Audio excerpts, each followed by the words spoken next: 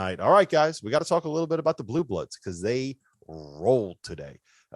Duke blew out NC State after getting down early. Kansas blew out West Virginia after getting down early. And Kentucky rolled over Tennessee. Goodman, I'm going to you first on this one. We can't bring up Kentucky because we just talked about them enough. But who are you more impressed by, Duke or Kansas, with the wins that they got today? I don't know if I was more impressed with either. I think there were certain things of each team that impressed me, obviously. And I think it was the bigs.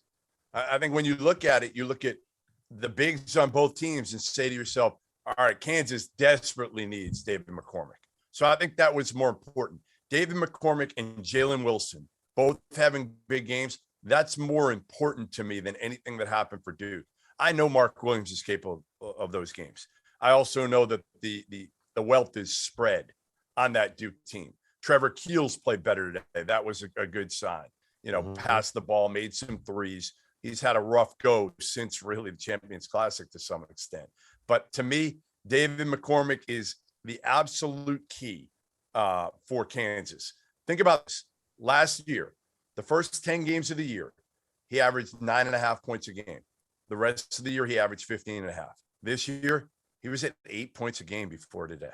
So he's got to turn it on because especially with the way Bill Self plays and the way that he loves to utilize his big, and there's nobody better, right, at teaching entry passes to their guards, no matter who their guards are. Somehow they always get the ball to the big in a place where they can score. And that's been the case with McCormick. McCormick just can't damn score half the time, right? I mean, he comes up short when he's 5 feet away on that turnaround. Well, he was making it tonight. If he can get his swagger back, and Jalen Wilson, who missed the first 3 games and just hasn't kind of found his footing yet, if he can get back and they can get Remy Martin back healthy, I still think this team can be a contender for certainly a Final Four and a national title. Yeah, it seems like Self has been trying to push every button possible with McCormick, with the benching him and doing all different rotations. And I think that's his acknowledgement of how important it is that McCormick finds his groove and gets going. He knows Lightfoot is consistent, but he doesn't have the upside, the ceiling that McCormick offers. Rob, one thing with Duke that I wanted to point out, and we saw it with Shire taking over last game, the Roach to the bench, Keels to the starting point guard spot, going with a bigger lineup. Keels had 9 assists, 2 turnovers today. Griffin's been just a total revelation for them lately now that he's healthier. That, I think, changes the level for them. They can play big, they can play small. Right. Doesn't everybody love this, Jim? Like, yeah. Who wouldn't like Roach should have been on the bench.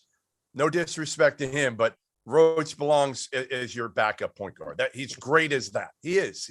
What are you laughing at, Rob? He's accepting the role. That's good. No disrespect, but this dude sucks. No, they've got 5 guys. Now they're starting 5 dudes that could all be drafted in the first round. I'm just laughing because whenever you say no disrespect, I know. But nice, something massively disrespectful is about to come out of Goodman's mouth, and it always usually it's a lot worse. But you're right.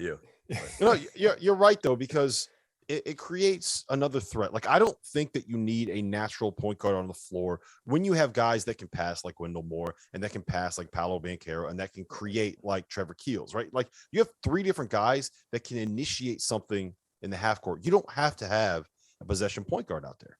You don't need it, especially when the 5 guys out there are all going to be first round picks. And I know, Goodman, you're totally against the idea of Trevor Keels being a first rounder, but no, I'm not totally. No, I'm against him being a lottery pick. Remember, that's what I said to you. I said some people still have him in the lottery. I don't see that. I see him as being a 25 to 40 guy. To be honest, when Keels is the point guard and they've got that 5 group. At the Weave, we talk about get off the bus teams. There is no better get off the bus lineup that's terrifying to look at than that 5 group with Williams, Banchero, Keels, Moore. That group is terrifying, and they're just going to bully teams with that 5. Yeah, you know what I think is, if they can get Joey Baker going, where he can be a guy that could just stand at the 3-point line and make 40% of his open threes, that changes what they can be, because all of a sudden you can comfortably go to lineups where you put Paolo at the 5 and just space everything out.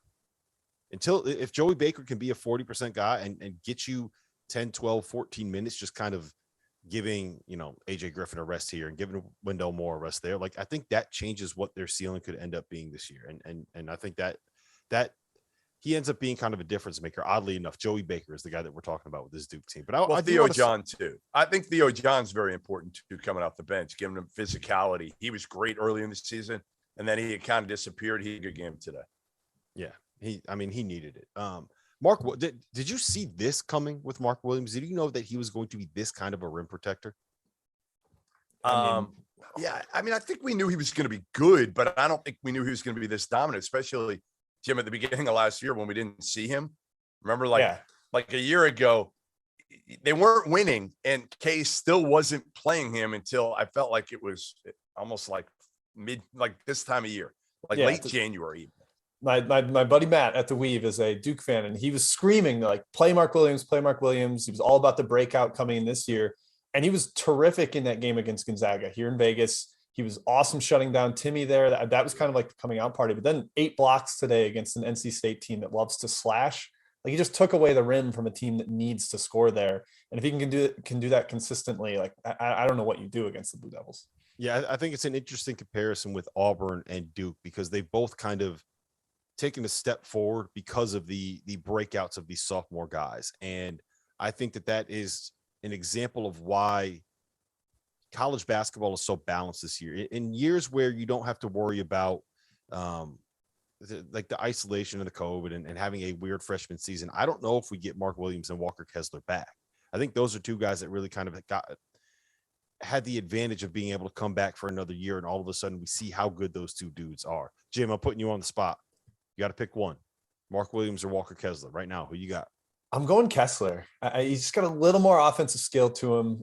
Williams is probably slightly better rim. No, I'm going Kessler, and I'm saying it confidently. Walker Kessler. Yeah, I think I'm there too. Walker Kessler, I believe he is leading the nation in block percentage. Yeah, he's leading the nation of block percentage on KenPom, and he can also step out and make a three if you need him to. You don't want to shoot a lot. He's shooting 16% from three. We call that the Goodman if you shoot 16% from I was at 12. All right. My 12 YMCA. You're a 12% shooter. That a boy. YMCA. No, I'm not.